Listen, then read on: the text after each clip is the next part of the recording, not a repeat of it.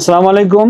আমি অধ্যাপক doctor M A বাকি, হৃদরোগ বিশেষজ্ঞ, অবসরপ্রাপ্ত অধ্যাপক, জাতীয় হৃদরোগ ইনস্টিটিউট হসপিটাল ঢাকা। বর্তমানে জাপান বাংলাদেশ ফেন্সিং হসপিটালে আমি আমার চিকিৎসা সেবা প্রদান করে থাকি।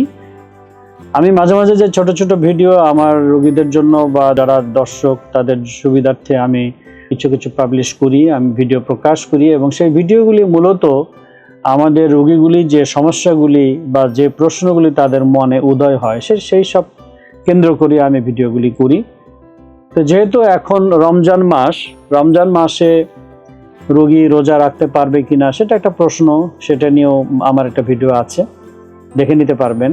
আমি আজকে আলোচনা করব এই মুহূর্তে সেটা হচ্ছে যে রমজান মাসে যে সকল রোগী রোজা রাখবেন, আমাদের হার্টের রোগী, তাদের বিশেষ সতর্কতা খাদ্য তালিকার ব্যাপারে কোনটা।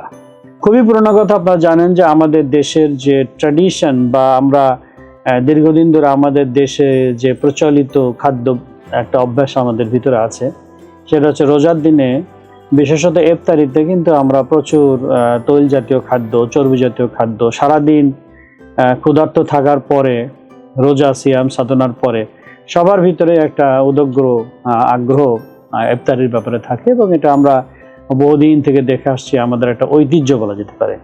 এবং সেই ঐতিহ্যের ভিতরে মিষ্টিজাত দ্রব্য, তৈলাক্ত, ভাজা পোড়া ইত্যাদিগুলির আধিক্য বেশি থাকে। কিন্তু আমরা জানি যে হার্টের যাদের অলরেডি ব্লক হয়ে গেছে বা যারা হার্টের ব্লকের পরে রিং বাইপাস বা আমাদের থেরাপির যে রোগীগুলি আছেন, তাদের খাদ্য তালিকার ব্যাপারে খুবই যত্নশীল হতে হয়। কারণ আপনি যে রিং বসাইছেন বা বাইপাস করছেন অথবা এর বিকল্প হিসেবে আপনি যে ইসিপি থেরাপি করেছেন, তো সবটাই ভালো থাকার ব্যাপারে, আপনার লাইফস্টাইলের ব্যাপারে আপনি কতখানি যত্নবান সেটার উপরে কিন্তু অনেকাংশে নির্ভর করে। এবং আপনার লাইফস্টাইলের একটা খুব গুরুত্বপূর্ণ অংশ হলো আপনার খাদ্য তালিকা বা আপনার খাদ্যাভ্যাস। তো রোজার দিনে যে সকল আমাদের ভাইরা রোজা রাখবেন, ইনশাআল্লাহ রোজা রাখতে পারবেন। স্টেবল যারা হার্টের রোগী তাদের জন্য রোজা কোনো ক্ষতিকারক কোনো বিষয় নয়। কিন্তু ইফতারিতে যে ভাজা পড়া যে বিষয়টা আছে সেটা যত কম খাওয়া যায় সেটাই মঙ্গল। এবং ফল ফলারি যেগুলি আমাদের দেশে, যদি ডায়াবেটিস না থাকে তবে যেটুকু ফল আপনার জন্য অ্যালাউড, আপনার জন্য খাওয়া যাবে, ডায়াবেটিস থাকলেও সেই ফলের উপরে আপনি বেশি নজর দিতে পারেন।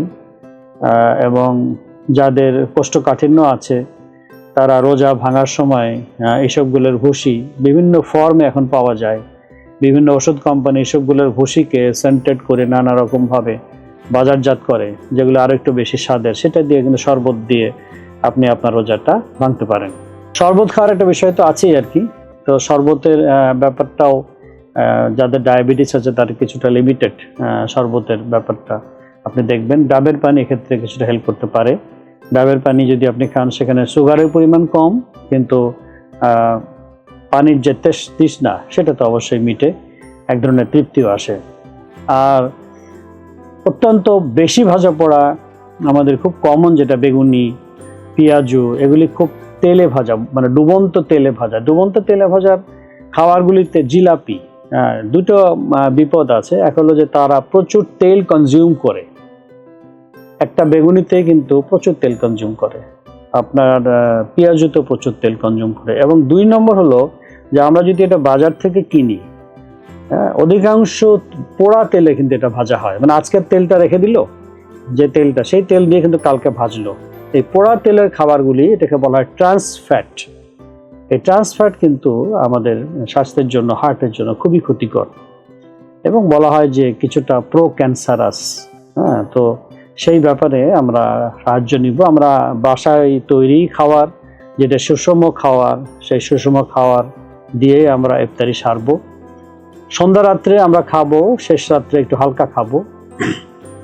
আর রোজার পরে একটু বেশি খাওয়ার একটা আগ্রহ বোধ অনেকেই থাকে, কিন্তু হার্টের রোগীদের আপনি জানেন যে খুব বেশি খেলে একেবারেই গলা পর্যন্ত খেয়ে ফেলে অনেকে, সেটা হলে কিন্তু হার্টের পেইন হয়ে যেতে পারে। সেজন্য আপনি সন্ধ্যা 6টায় যদি ইফতারি হয়, তারপরে রাত 12টার সময় আপনি যদি ঘুমান, তাহলে আপনি 2বারও খেতে পারেন, 3বারও খেতে পারেন, কিন্তু একটু হালকা করে খাওয়াটা বাঞ্ছনীয়। তো সবাই ভালো থাকবেন এবং আপনারা সুস্থভাবে রোজা পালন করুন, এই দোয়া রইল। ধন্যবাদ সবাইকে।